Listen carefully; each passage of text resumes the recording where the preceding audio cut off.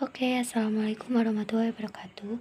Perkenalkan, nama saya Imroatul Hasana dari Prodi PGMI kelas D2, NIM T 2018-482.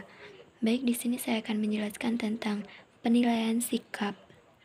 Nah, penilaian sikap di sini yaitu terbagi menjadi 3 komponen. Yang pertama yaitu komponen efektif, yang mana komponen efektif ini yaitu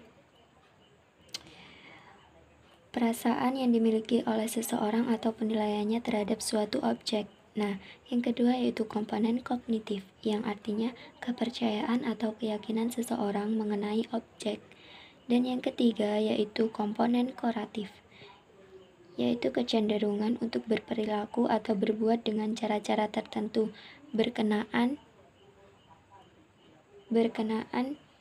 dengan kehadiran objek sikap. Nah, selanjutnya yaitu objek sikap yang perlu dinilai dalam proses pembelajaran berbagai mata pelajaran. Yang pertama ada sikap terhadap materi pelajaran, yaitu peserta didik perlu memiliki sikap positif yang dalam diri peserta didik akan tumbuh dan berkembang minat belajar, akan lebih mudah diberi motivasi dan akan lebih mudah menyerap materi pelajaran yang diajarkan.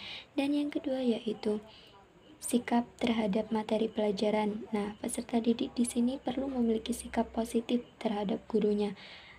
Karena memiliki sikap positif terhadap guru akan cenderung mengabaikan hal-hal yang diajarkan. Dengan demikian, peserta didik akan memiliki sikap negatif terhadap guru akan sukar menyerap materi pelajaran yang diajarkan oleh guru tersebut. Yang selanjutnya yaitu sikap terhadap proses pembelajaran. Nah, peserta didik juga perlu memiliki sikap positif terhadap proses pembelajaran. Di sini mencakup suasana pembelajaran, strategi, metodologi, dan teknik pembelajaran yang digunakan. Nah, proses pembelajaran yang menarik, nyaman, dan menyenangkan. Proses pembelajaran yang menarik dapat menumbuhkan motivasi belajar peserta didik sehingga dapat mencapai hasil belajar yang maksimal. Yang selanjutnya yaitu sikap berkaitan dengan nilai-nilai atau norma-norma tertentu berhubungan dengan suatu materi pelajaran, misalnya kasus atau masalah lingkungan hidup, berkaitan dengan materi, biologi, atau geografi. Nah, peserta didik ini juga perlu memiliki sikap yang tepat, yang dilandasi oleh nilai-nilai positif terhadap kasus lingkungan tertentu, atau kegiatan pelestarian, atau kasus perusahaan lingkungan hidup, seperti peserta didik memiliki sikap positif terhadap program perlindungan satwa liar. Dalam kasus yang lain, peserta didik memiliki sikap negatif terhadap kegiatan ekspor kayu golongan ke luar negeri. Nah, yang selanjutnya yaitu sikap berhubungan dengan kompetensi efektif lintas kurikulum yang relevan dengan mata pelajaran. Nah, yang selanjutnya yaitu penilaian sikap yang dapat dilakukan dengan beberapa cara atau teknik. Nah, di sini teknik-teknik tersebut yaitu dibagi menjadi 3. Yang pertama, observasi perilaku. Nah, observasi perilaku ini pada umumnya menunjukkan kecenderungan seseorang dalam sesuatu hal. Misalnya orang bisa meminum kopi.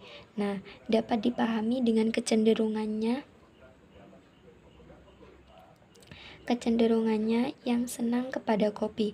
Nah, oleh karena itu guru dapat melakukan observasi terhadap peserta didik yang dibinanya.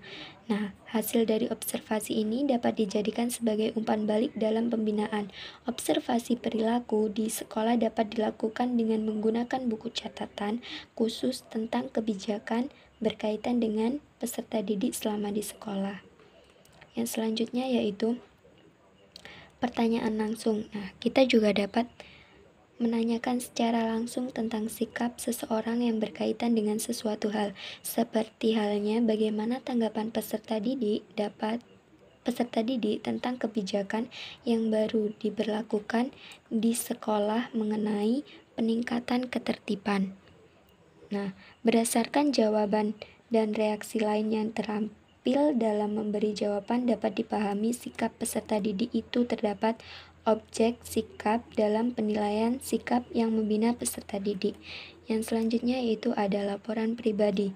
Nah, menggunakan teknik ini di sekolah itu dapat menjadikan peserta didik untuk dimintai membuat ulasan yang berisi pandangan atau tanggapannya tentang suatu masalah, keadaan, atau hal yang menjadi objek sikap. Nah, seperti peserta didik dimintai menulis pandangan tentang kerusuhan antaretnis yang terjadi di akhir-akhir ini di Indonesia. Nah, dari ulasan tersebut yang dibuat oleh peserta didik dapat dibaca dan dipahami kecenderungan sikap yang dimilikinya. Sekian dari saya. Wassalamualaikum warahmatullahi wabarakatuh.